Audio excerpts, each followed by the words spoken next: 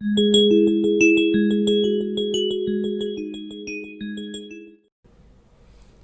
Friends, मैं हूं विपुल और आप देख रहे हैं वीआईपी पॉइंट। आज है दिनांक 27 जून 2020। तो चलिए शुरू करते हैं आज का करंट अफेयर्स। और करंट अफेयर्स शुरू करने से पहले मैं आप लोगों से अपील करना चाहूँगा कि अगर आप मेरे चैनल पर नए हैं तो प्लीज़ मेरे चैनल को सब्सक्राइब करिए, और अगर वीडियो आपको पसंद आती है तो इसे लाइक करें और अपने दोस्तों में भी शेयर करिए। तो चलिए शुरू करते हैं आज का पहला प्रश्न। जो पहला प्रश्न है वो ये है, हाल ही में किस राज्य सरकार ने अपने राज्य में गौ पालन को लाभप्रद बनाने, गोबर प्रबंधन और पर्यावरण सुरक्षा के लिए गोधन न्याय योजना शुरू करने का फैसला किया है? आपके ऑप्शंस हैं, पहला जो ए है वो छत्तीसगढ़, बी उत्तर प्रदेश, सी मध्य प्रदेश, डी गुजरात। तो जो इसका आंसर होगा वो होगा ऑप्शन ए छत्तीसगढ़। छत्तीसगढ़ के मुख्यमंत्री भूपेश बघेल ने पशुपालन को व्यावसायिक रूप से लाभदायक बनाने, मवेशियों यानी जानवरों द्वारा खुले में चराई को रोकने, सड़कों पर आवारा पशुओं की समस्या को हल करने और पर्यावरण संरक्षण के लिए राज्य में गोधन न्याय योजना शुरू करने की घोषणा की है। उनके अनुसार पशुपालकों के वित्तीय हित की रक्षा के लिए गोधन न्याय योजना एक कारगर कदम साबित होगा। और इस योजना का जो शुरुआत है वो राज्य में हरेली नामक जो पर्व है उसी के दिन से किया जाएगा। इस योजना के अंतर्गत पशुपालकों को लाभ पहुंचाने के लिए जानवरों के, यानी ये जो जानवर हैं चौपाए हैं, इनके गोबर जो होगा काउडंग या जो भी गोबर है, इनकी खरीद भी की जाएगी, जिससे पशुपालकों को आमदनी होगी। तो चलिए शुरू करते हैं अगला प्रश्न, जो कि इस प्रकार है। मालीगढ़ राज्य ने एनटीपीसी को कितने मेगावाट क्षमता वाले सोलर पार्क के विकास के लिए परामर्श परियोजना का अनुबंध किया है? आपके ऑप्शंस हैं 300 मेगावाट, बी 400 मेगावाट, सी 500 मेगावाट, डी 600 मेगावाट। तो जो इसका आंसर होगा वो होगा ऑप्शन सी 500 यानी 500 मेगावाट। सार्वजनिक क्षेत्र की एनटीपीसी ने 24 जून 2020 को मालीगढ़ राज्य से 500 मेगावाट क्षमता के सौर यानी सोलर पार्क विकास करने के लिए परामर्श परियोजना का अनुबंध किया है। यह अनुबंध 500 मेगावाट क्षमता के लिए सौर यानी सोलर पार्क मालीगढ़ राज्य में विकसित करने के लिए है। ऊर्जा मंत्री कौन है? ऊर्जा मंत्री आर.के. सिंह। आर.के. सिंह अभी अंतर्राष्ट्रीय सौर संघ के अध्यक्ष भी हैं। इससे पहले टोगो गणराज्य ने अपने देश में 285 यानी 285 मेगावाट क्षमता के सोलर पार्क के विकास में पीएमसी के लिए सहायता मांगी थी, जिसको एनटीपीसी ने उसमें अपनी भागीदारी दिखाई थी। तो चलिए चलते हैं अपने अगले तीसरे प्रश्न की तरफ, जो कि इस प्रकार है। किस देश की इस्लामिक रिवॉल्यूशनरी गार्ड कॉर्प्स ने घोषणा की है कि वह अगले मार्च तक यानी 2021 तक हिंद महासागर में अपना स्थायी सैन्य अड्डा स्थापित करेगा? आपके ऑप्शंस हैं ईरान, बी इराक, सी दुबई, डी कुवैत। तो जो इसका आंसर होगा वो होगा ईरान, ऑप्शन ए। ईरान की इस्लामिक रिवॉल्यूशन गार्ड कॉर्प्स ने घोषणा की है कि वह अंतर्राष्ट्रीय जल में अपनी उपस्थिति का विस्तार करने के लिए हिंद महासागर में अपनी उपस्थिति जो है वो दर्ज कराएगा। कुछ पता चला है सूत्रों से कि ईरान के supreme leader Ayatollah Ali Khamenei ने IRGCC को देश से दूर पानी में स्थायी उपस्थिति देने का काम सौंपा है। IRGC जो है वो मार्च 2021 के अंत तक हिंद महासागर में एक स्थायी आधार बनाने की योजना बना रहा है। चलिए चलते हैं अपने अगले प्रश्न की तरफ, जो कि है प्रश्न नंबर 4। किस राज्य सरकार ने कोरोना के दौरान मुख्यमंत्री दूरवर्ती शिक्षा कार्यक्रम के तहत स्कूली बच्चों को बेहतर शिक्षा के लिए रिलायंस जियो टीवी से करार किया है? आपके ऑप्शंस हैं ए केरल, बी हरियाणा, सी अरुणाचल प्रदेश, डी पश्चिम बंगाल। जो इसका आंसर होगा वो होगा ऑप्शन बी हरियाणा। हरियाणा सरकार ने कोरोना के दौरान मुख्यमंत्री दूरवर्ती शिक्षा कार्यक्रम के तहत स्कूली बच्चों को बेहतर शिक्षा की दिशा में जो है वो करार किया है। किससे? रिलायंस जियो टीवी के साथ। सरकार के अनुसार जियो टीवी के साथ किए करार के तहत एजुसेट के सारे चैनल्स अब जियो के प्लेटफॉर्म पर निःशुल्क दिखाए जाएंगे।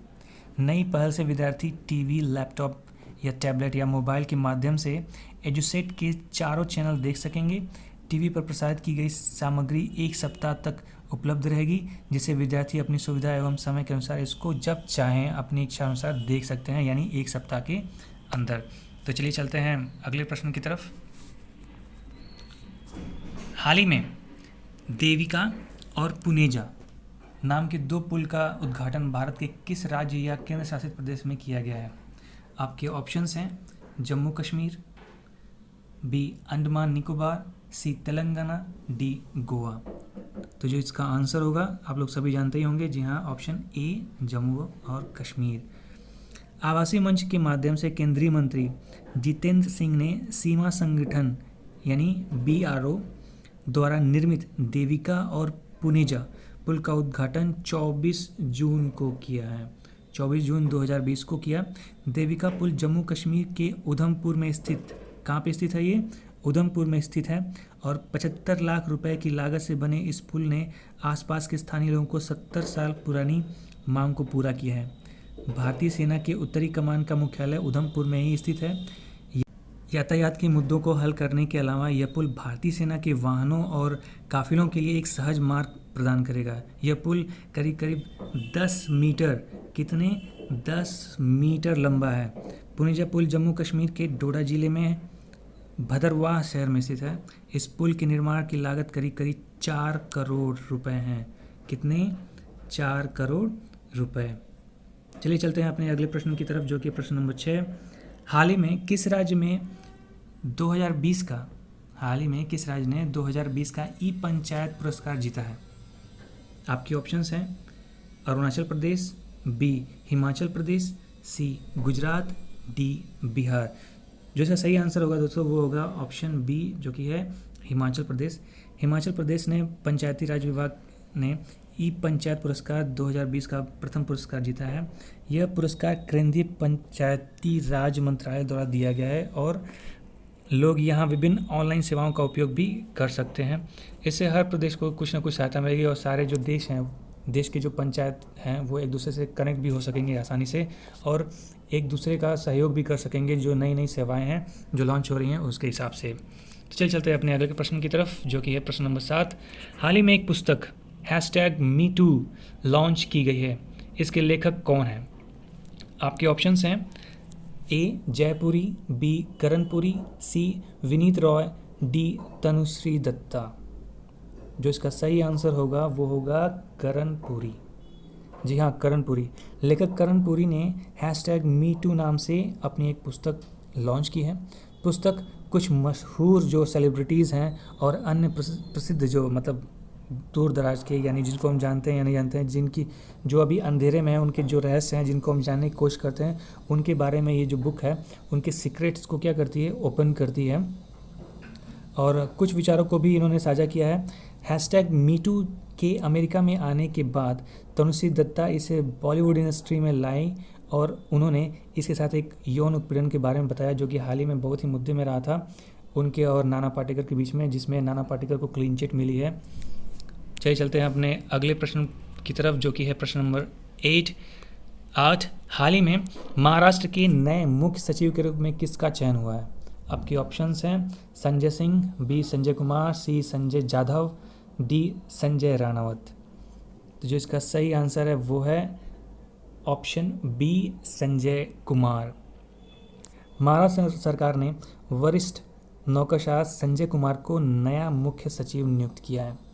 संजय कुमार अजय मेहता की जगह लेंगे, जो 30 जून 2020 को सेवानिवृत्त यानी रिटायर होंगे और उसके बाद मुख्यमंत्री उद्धव ठाकरे के प्रमुख सलाहकार के रूप में पदभार वो संभाल लेंगे। कुमार यानी संजय कुमार वर्तमान में आवास विभाग में अतिरिक्त मुख्य सचिव हैं और यह विभाग का अतिरिक्त प्रभार भी संभालेंगे। कौन? संजय कुमार। चलिए चलते हैं अपने अगले प्रश्न, जो कि है प्रश्न नंबर 9 और वो आपके सामने है इस प्रकार। किस राज्य में प्रधानमंत्री नरेंद्र मोदी ने 26 जून 2020 को आत्मनिर्भर उत्तर प्रदेश रोजगार अभियान की शुरुआत की है? आपके ऑप्शंस हैं बिहार, बी उत्तर प्रदेश, सी मध्य प्रदेश, डी झारखंड। तो इसका जो सही आंसर होगा वो होगा ऑप्शन बी उत्तर प्रदेश। यह उत्तर प्रदेश के उन प्रवासी श्रमिकों के लिए रोजगार पैदा करेगा जो केंद्र और हाल ही के अन्य राज्यों से लौटे हैं। जानते हैं आप लोग, करीब करीब 30 लाख जो हैं प्रवासी मजदूर जो हैं उत्तर प्रदेश में वापस आए हैं अलग अलग राज्यों से। ये अभी आंकड़े हैं, अभी जो ऐसे भी आंकड़े हैं जो कोरोना की जो ये महामारी है उसको आने से पहले ही वो उत्तर प्रदेश में आ गए थे। न्यूनतम 30 लाख ऐसे बेरोजगार लोग अभी यूपी में बैठे हुए हैं। इसके हिसाब से रोजगार का नया अभियान हर श्रमिक कामगार को काम देना है। इस आदर्श वाक्य के साथ राज्य सरकार विभिन्न योजनाओं के राज्य के करीब 1.25 करोड़ श्रमिकों को रोजगार प्रदान करेगी। और इसके अंतर्गत सिर्फ इतना ही नहीं, यूपी को आत्मनिर्भर बनाने के लिए एक अनूठी पहल की गई है। और ये जो सेवा शुरू की गई है इसके जो मुख्य बिंदु हैं वो आप काउंट कर सकते हैं। रोजगार इनको पहला उपलब्ध कराना, दूसरा इनकी उद्यमिता यानी इनकी जो स्किल्स हैं उसको बढ़ाना, रोजगार के अवसर उपलब्ध कराने के लिए औद्योगिक संघों तथा जो संगठन हैं उनको समाहित करना, इनको बुलाना ताकि आए और इनको रोजगार दें और कुछ सहायता करें राज्य की। चलिए चलते हैं अगले प्रश्न की तरफ जो कि है प्रश्न नंबर 10। हाल ही में किस राज्य सरकार ने लोक कलाकार गुलाबबाई संगमनेरकर को विताबाई नारायणकोर आजीवन उपलब्धि पुरस्कार देने की घोषणा की है? आपके ऑप्शंस हैं ए गोवा, बी महाराष्ट्र, सी कर्नाटका, डी बिहार। तो जी इसका जो सही आंसर है वो है ऑप्शन बी महाराष्ट्र। महाराष्ट्र सरकार ने लोक कलाकार गुलाबबाई संगमनेरकर को बीताबाई नारायणकोर आजीवन उपलब्धि पुरस्कार देने की घोषणा की है। अन्ना साहब किर्लोस्कर पुरस्कार अनुभवी थिएटर अभिनेत्री गायिका मधुवती दंडेकर को प्रदान किया जाएगा। यह पुरस्कार 5 लाख रुपए का नगद पुरस्कार एवं प्रशस्ति पत्र और एक स्मृति चिन्ह प्रदान करता है। संगमनेरकर 9 साल की उम्र से ही इस कार्य में यानी इस क्षेत्र में उन्होंने अपनी योग्यता को प्रदर्शित करना शुरू कर दिया था। तो इस प्रश्न पत्र से हमको 2 current affairs, important current affairs मालूम चलते हैं। पहला तो ये कि गुलाबबाई कौन है और इनको किस पुरस्कार से सम्मानित किया जा रहा है, और उसके बाद मधुवती दंडेकर कौन है और उनको कौन सा पुरस्कार दिया जा रहा है। चलिए चलते हैं अपने अगले प्रश्न की तरफ जो कि है 11वां। किस तारीख को नशीली दवाओं के दुरुपयोग और अवैध तस्करी के खिलाफ अंतर्राष्ट्रीय दिवस घोषित किया गया है? आपके ऑप्शंस हैं 24 जून, बी 25 जून, सी 26 जून, डी 27 जून। तो जो इसका आंसर होगा वो होगा आंसर ऑप्शन सी 26 जून। संयुक्त राष्ट्र महासभा ने दिसंबर 1987 को नशीली दवाओं के दुरुपयोग और अवैध व्यापार के लिए 26 जून को, किस तारीख को, 26 जून को अंतर्राष्ट्रीय दिवस के रूप में नामित करने का निर्णय लिया है। नशीली दवाओं के दुरुपयोग और अवैध व्यापार के खिलाफ 2020 के अंतर्गत अंतर्राष्ट्रीय दिवस की जो थीम है वो है बेहतर देखभाल के लिए बेहतर ज्ञान। तो चलिए अपने अगले प्रश्न की तरफ चलते हैं जो कि है 12वां। भारतीय रेलवे ने सभी नियमित मेल, एक्सप्रेस और यात्री ट्रेन सेवाओं के साथ उपनगरीय ट्रेनों को किस तारीख तक रद्द कर दिया है? आपके ऑप्शंस हैं 12 जुलाई, 12 अगस्त, 12 सितंबर और 12 अक्टूबर। जो इसका आंसर होगा वो होगा 12 अगस्त, ऑप्शन बी। कोरोना के लगातार बढ़ रहे मामलों को देखते हुए जो रेलवे है उसने सभी रेगुलर ट्रेनों को रद्द कर दिया है। रेलवे बोर्ड ने गुरुवार को सभी नियमित, एक्सप्रेस और यात्री ट्रेनों को तथा उपनगरीय ट्रेनों को 12 अगस्त तक रद्द करने का ऐलान किया है। उन्होंने बताया कि सभी स्पेशल ट्रेनें चलती रहेंगी। इससे पहले रेलवे ने 30 जून तक सभी ट्रेनों को रद्द किया था और उन्होंने कहा था कि कैंसिल की जा रही ट्रेनों के टिकट का जो पूरा पैसा है वो हर एक यात्री को क्या किया जाएगा, रिफंड किया जाएगा। और इस पैसे को लेने के लिए यात्री को स्वयं रेलवे के काउंटर पे जाना होगा। चलिए चलते हैं अगले प्रश्न जो कि है प्रश्न नंबर 13। 13वां प्रश्न इस प्रकार है, हाल ही में किसे TIFF 2020 के एम्बेसडर्स में शामिल किया गया है? आपके ऑप्शंस हैं ऋतिक रोशन और अनुराग कश्यप, बी प्रियंका चोपड़ा और अनुराग कश्यप, सी अनुराग कश्यप और शिल्पा शेट्टी, डी शिल्पा शेट्टी और करण जौहर।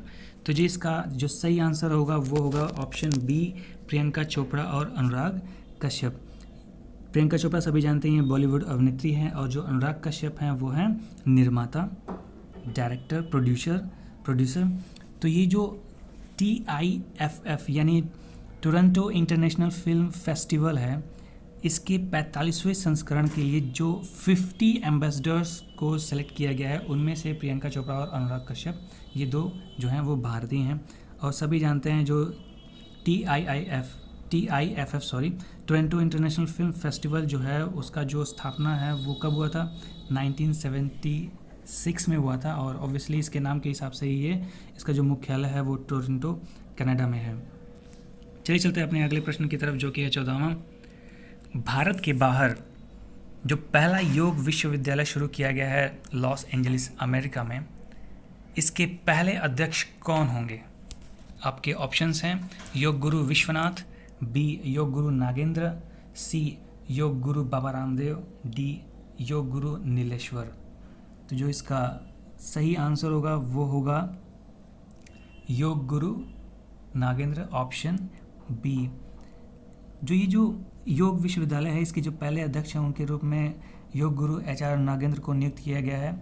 वह स्वामी विवेकानंद योग अनुसंधान संस्थान जो SVYASA के कुलपति भी हैं। बेंगलुरु में स्थित ये जो विवेकानंद योग अनुसंधान संस्था है, भारत और विश्व का पहला योग विश्वविद्यालय है। तो हमें किसको याद रखना है?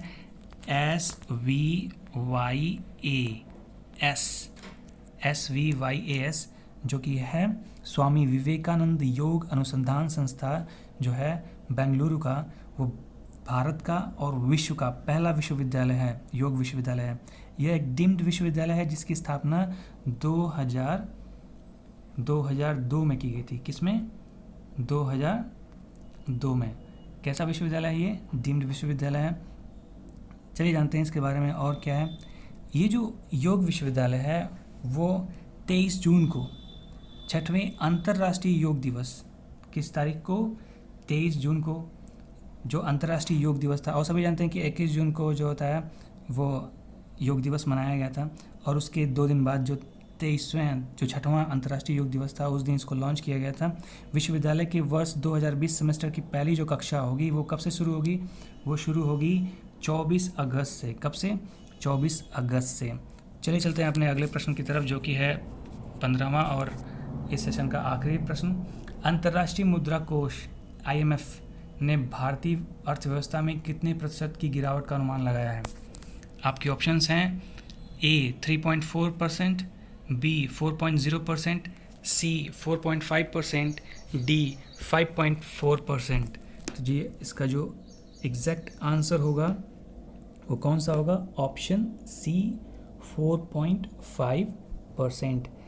IMF जो है इंटरनेशनल मॉनेटरी फंड, जिसका मुख्यालय अमेरिका में है, वाशिंगटन DC, इसने अनुमान लगाया है कि भारत की जो व्यवस्था है, अर्थव्यवस्था, उसमें 4.5% का क्या होगा? गिरावट दर्ज किया जाएगा। लेकिन उसने ये भी एक अच्छी खबर दी है कि जैसे ही 2021 शुरू होगा उसमें देश की जो अर्थव्यवस्था है वो उसमें 6.0% की क्या होगी? वृद्धि भी होगी। ठीक है, चलिए जानते हैं कुछ IMF के बारे में, जो ये इंटरनेशनल मॉनेटरी फंड जो संस्था है उसके बारे में। ये एक, जहाँ सभी जानते हैं, एक अंतर्राष्ट्रीय संस्था है जिसमें करीब 187 कितने 187 जो कंट्रीज़ हैं इसके सदस्य हैं, मेंबर्स हैं। और इसकी जो MD हैं, जो डायरेक्टर हैं, मैनेजिंग डायरेक्टर, वो कौन है? क्रिस्टीन लेगार्ड जो कि जर्मनी के हैं। और IMF की जो स्थापना हुई थी 1944 के जुलाई मंथ में हुई थी।